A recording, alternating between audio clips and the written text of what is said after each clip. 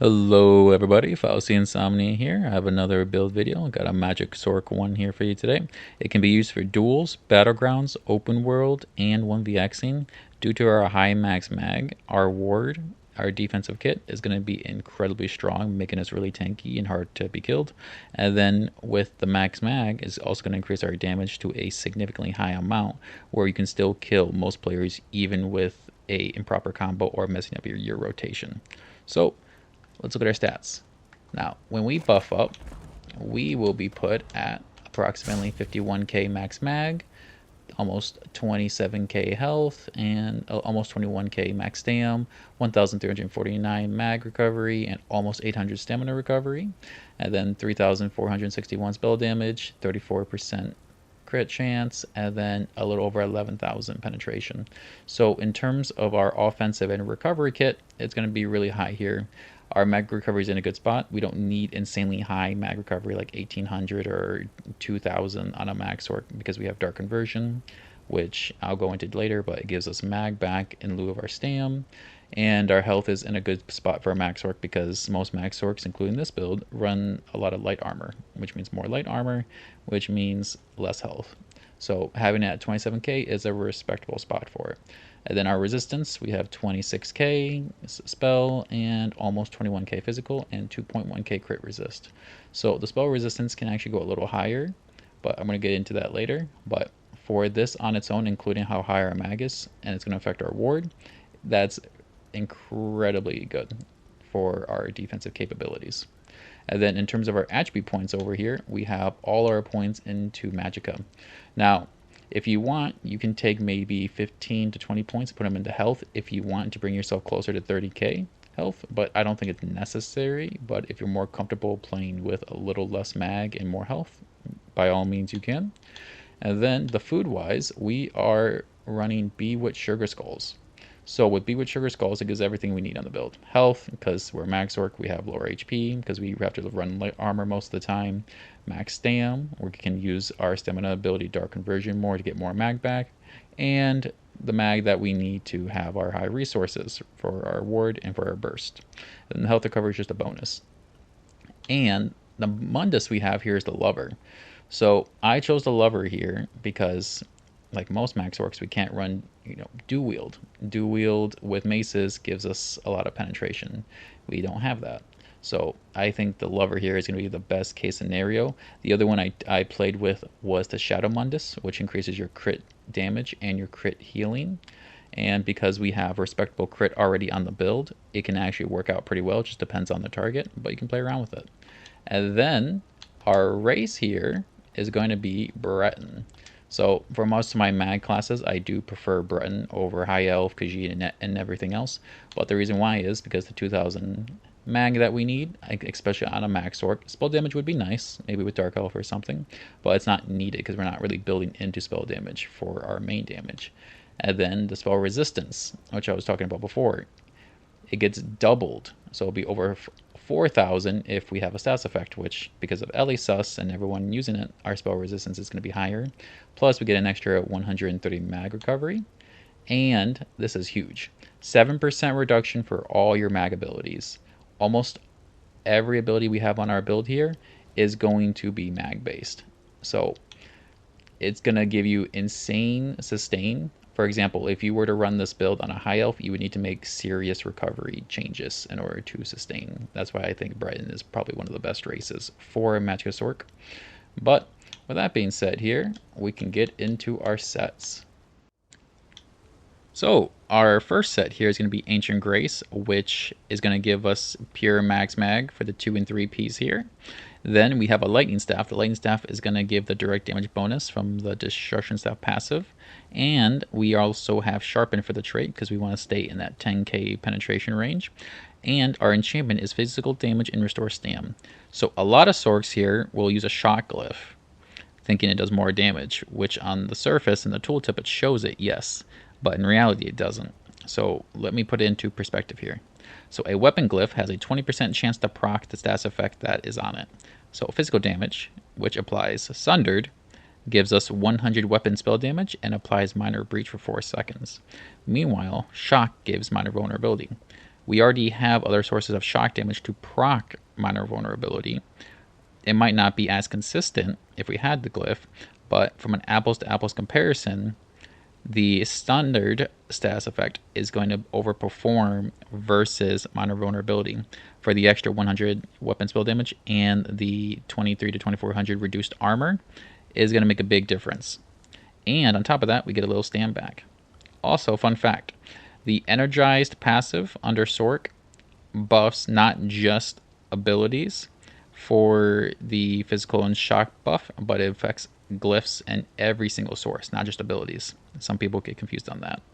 But the next thing here we have is a Restoration Staff of Ancient Grace with defending and for weapon spell damage. Now, you don't have to run Restoration. You can run an Ice Staff, or you can also run a Sword and Shield.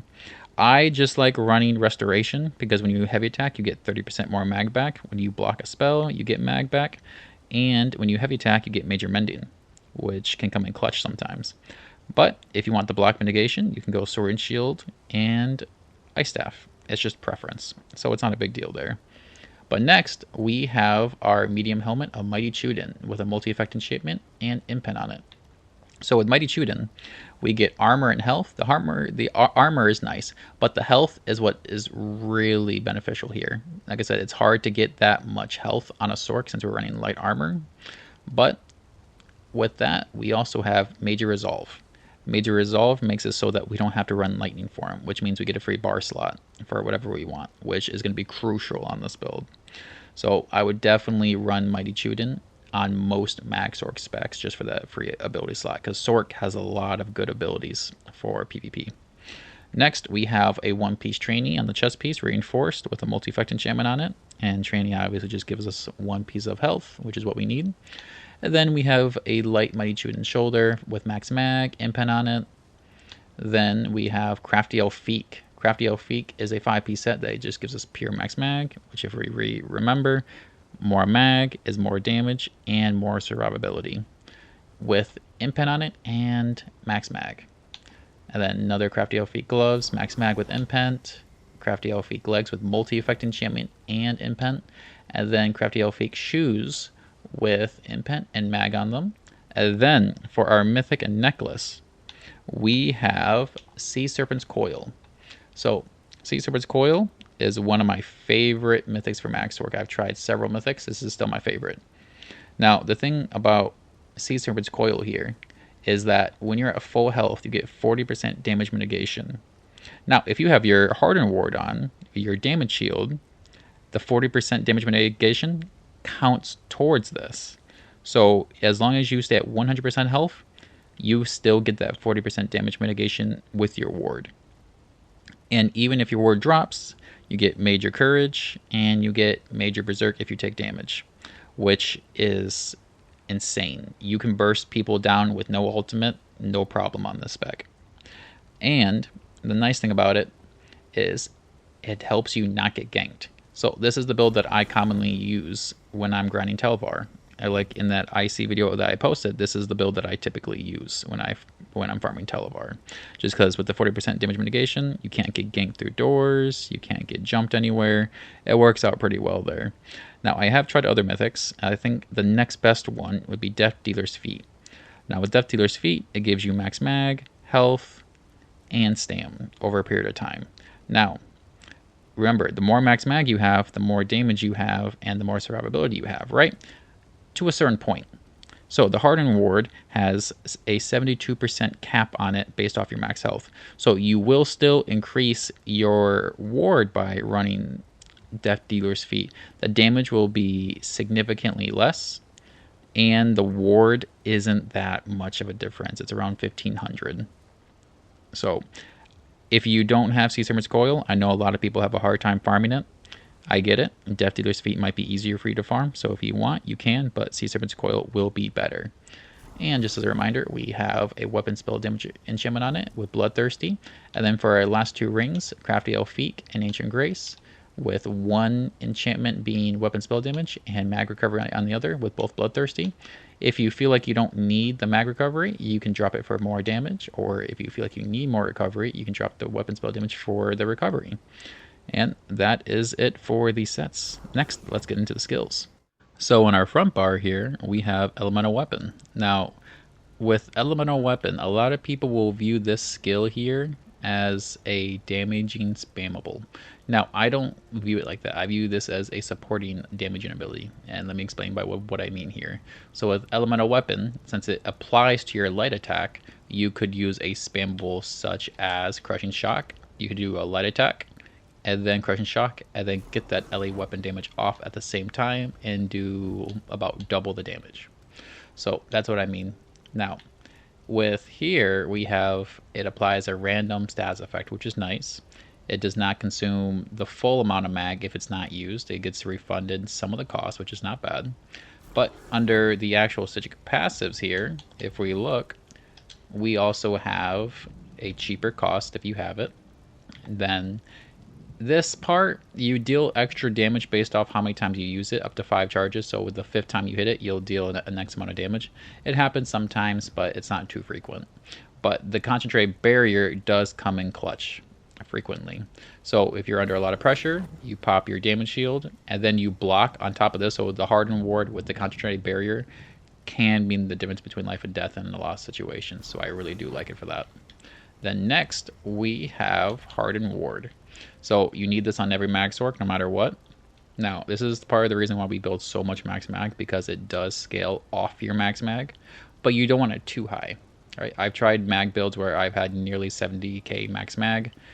It doesn't really benefit the damage shield too much, because remember, it's 72% cap.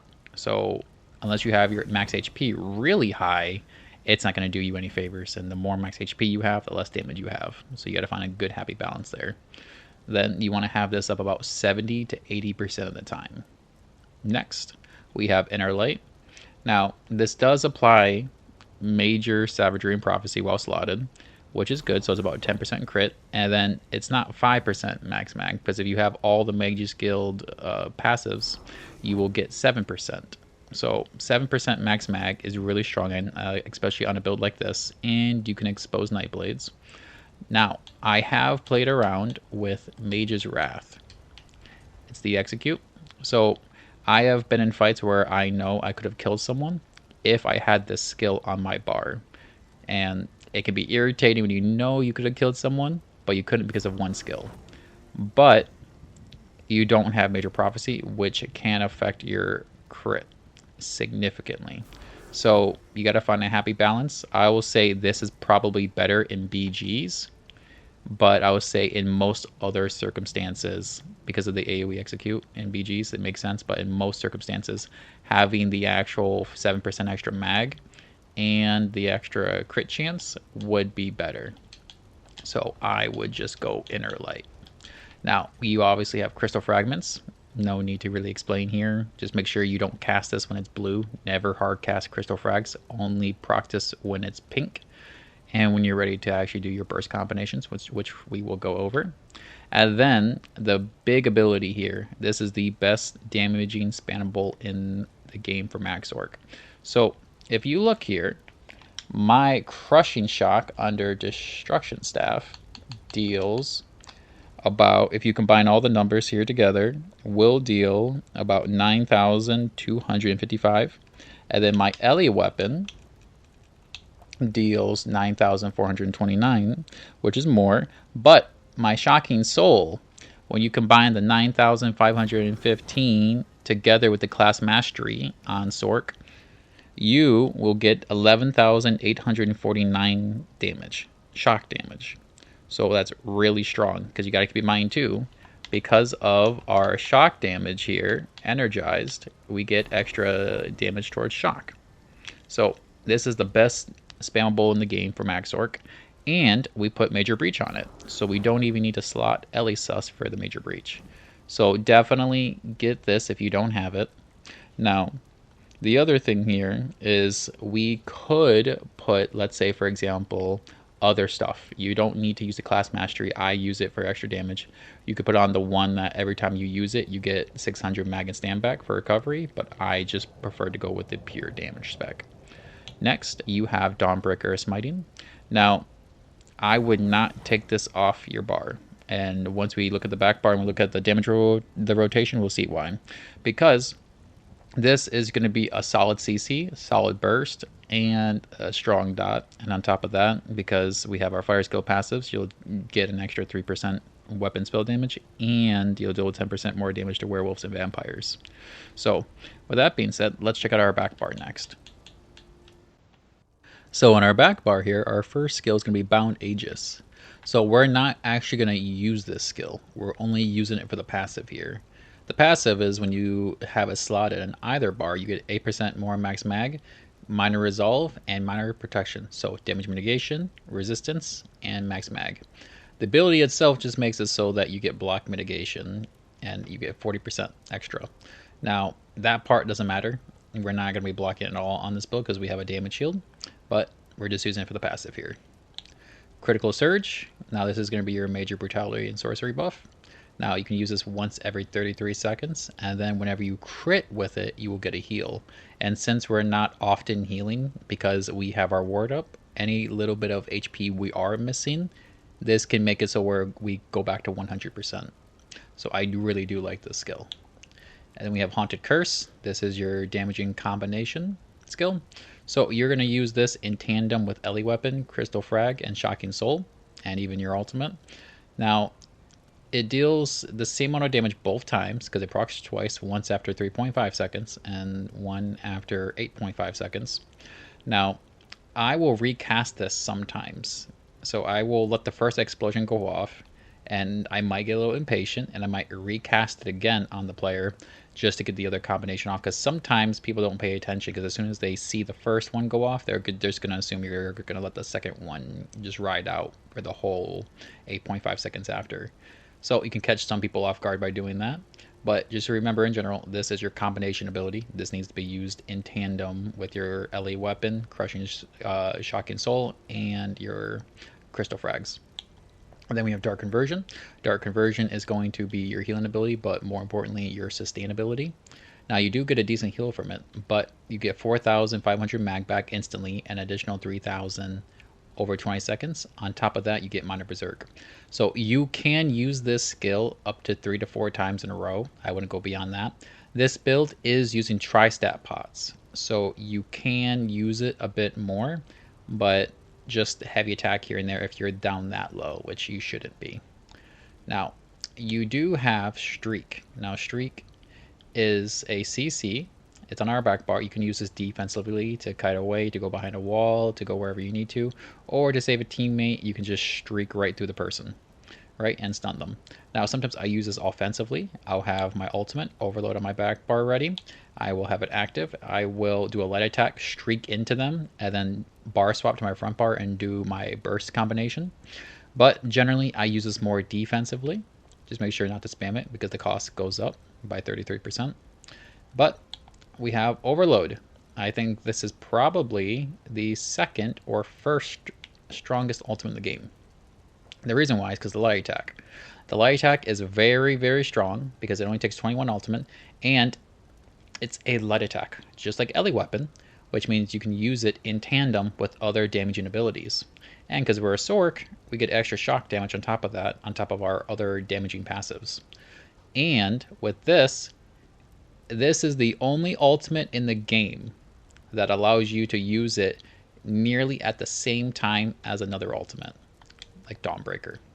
So if you have an overload, at least one overload ready with a Dawnbreaker already, so 106 ultimate plus 21, that will put you at about 127 ultimate. If you have a 127 ultimate, you can go and activate your overload, go to your front bar, do an overload, and that will bring you down to 106 ultimate, and then activate a Dawnbreaker. So they hit nearly at the same time. That is insane levels of damage, especially if you include the rest of your burst combination.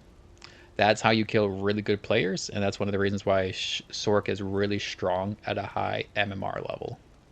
So, now with that being said here, let's go into our champion points.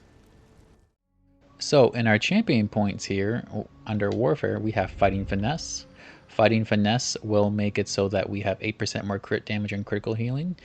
Only run this if you have Inner Light on. if you run the Mage's skill Inner Light, then you run this. If you were going to run Mage's Wrath instead, run Master at Arms instead, because you have a low crit chance if you don't run Inner Light, but you have a higher base damage. Then, next, we have Deadly Aim. Deadly Aim is going to give you a 6% flat damage increase in all of your abilities that we use in our kit. We have Arcane Supremacy. We would use something like Exploiter for extra damage, but we don't have access to off balance, and having a little more max mag can't hurt. So that'll increase our damage and survivability a little bit. And then our last one here is going to be Ironclad, just a flat 6% reduction from direct damage abilities. And then under Fitness, we have Slippery, without fail, in every single video I have made. Now, we use Slippery. Whenever you are hit by a stun or a CC, you will break free automatically and at no cost. Because if you remember, the average cost of a break free is going to be around 4,000. So it's going to save you a lot of stam, especially if you're not on a stam build. That's a lot of stam. Okay, and then next we have Survival Instincts. This is going to be on most builds. Block, Sprint, Roll, Dodge are going to be 25% less if you have a status effect on you, like Burning, Concussed, anything like that. And then we have Pain's Refuge, so more damage mitigation for the amount of negative effects you have on you, up to 20%. Very strong there. And then for Sorc, we have Bastion.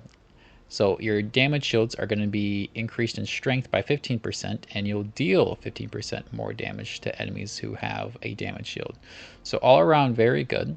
Now, what you could do, if you wanted, you could drop Survival Instincts, and if you are struggling with Sustain, you could put them in Shield Master, which would reduce the cost of your Harden Ward, which you use it frequently, by 10%. But I don't think that's necessary. I think you're going to be okay with Bastion, Survival Instincts, Slippery, and Pain's Refuge. So now let's get into the damage rotation. So the combo goes as such. So you're going to want to start with Crit Surge Up. Remember, it lasts 33 seconds. Dark Conversion lasts 20 seconds for the extra Sustain and the Minor Berserk. But hypothetically, saying you have no ultimate, this is the combo. So you have Haunted Curse, Ellie Weapon, into a Light Attack. You want to make sure it hits the same time as the Haunted Curse.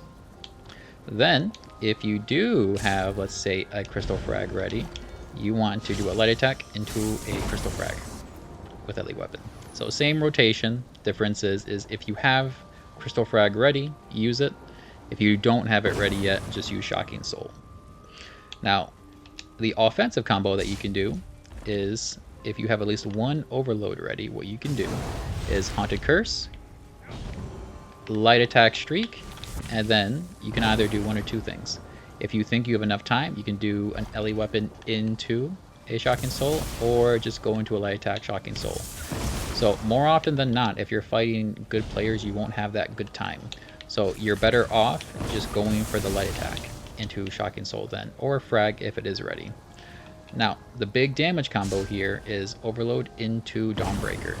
So it goes like this. So make sure your Overload is ready.